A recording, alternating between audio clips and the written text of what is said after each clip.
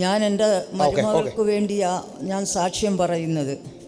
പക്ഷെ എൻ്റെ മരുമകൾ രണ്ടാമത്തെ ഗർഭം ധരിച്ചപ്പോൾ മുതൽ ബ്ലീഡിങ്ങും ഛർദിലും ഇങ്ങനെ കൂടെ നിൽക്കുക. പക്ഷേ അത് എപ്പോഴും വെള്ളം തിളപ്പിച്ച് ചൂടും കൊടുത്തുകൊണ്ടിരിക്കുക. അങ്ങനെ ആയപ്പോൾ ഞാൻ ചോദിച്ചു, എന്താ കുഞ്ഞെ? അമ്മ, എനിക്ക് കിടക്കാൻ വയ്യ, ഇരിക്കാൻ വയ്യ, എനിക്ക് എന്തെന്ന് എനിക്കറിയത്തില്ല.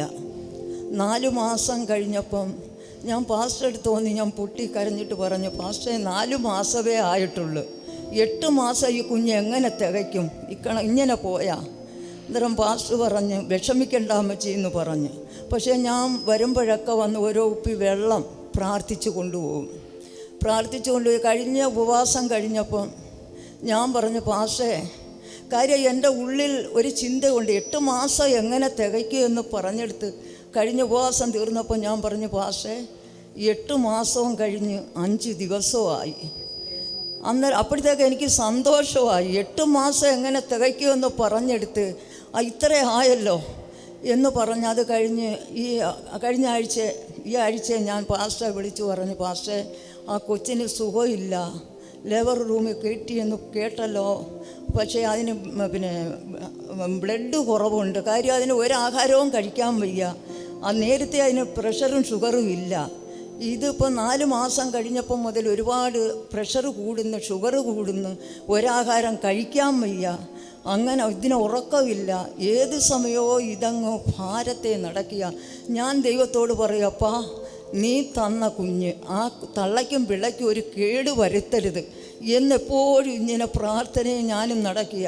അങ്ങനെ ഞാൻ പാസ്റ്ററെ വിളിച്ചു പറഞ്ഞു, പാസ്റ്ററെ, അതിന് ബ്ലഡ് കുറവുണ്ട്, ശാരീരികാവസ്ഥയിൽ അത് ഒരുപാട് മോശമെന്ന് ഡോക്ടർ പറയുന്നു എന്ന് പറഞ്ഞപ്പം പാസ്റ്റർ എൻ്റെ അടുത്ത് പറഞ്ഞ്, അമ്മച്ചി ഒന്നുകൊണ്ടും വിഷമിക്കണ്ട, ദൈവം അവിടെ അത്ഭുതം പ്രവർത്തിക്കും, ഞാൻ പ്രാർത്ഥിക്കുക എന്ന് പറഞ്ഞു. എന്നിട്ട് ആ സമയത്ത് അമ്മച്ചി എന്നോട് പറയുന്നത്, മോൻ ബ്ലഡ് എടുക്കാനായിട്ട് കൊല്ലത്ത് ആശുപത്രി പറഞ്ഞു വിട്ട് അവര് ബ്ലഡ് കൊണ്ടുവരാൻ പറഞ്ഞു. ഞാൻ അന്നേരം പറഞ്ഞു, ഈ ബ്ലഡിന്റെ ആവശ്യം വരത്തില്ല, ദൈവമാണ് ഈ കുഞ്ഞിനെ തന്നതെങ്കിൽ അല്ലെങ്കിൽ അതിൻ്റെ മേളിൽ ഒരു അത്ഭുതം ഉണ്ടെന്ന് പറഞ്ഞു അമ്മച്ചി. 3 മണിയായപ്പം ഡോക്ടർ പറഞ്ഞ് ഇതിന് ബ്ലഡിൻ്റെ ആവശ്യമില്ല എന്ന് പറഞ്ഞ്. പക്ഷേ ആ തള്ളയ്ക്കും പിള്ളയ്ക്കും ഒരു കേടുപാടുകളും ഇല്ല. പക്ഷേ ദൈവദാസൻ്റെ പ്രാർത്ഥന അപ്പാ വളരെ ഒരുപാട് കോട്ടയായിരിക്കുക.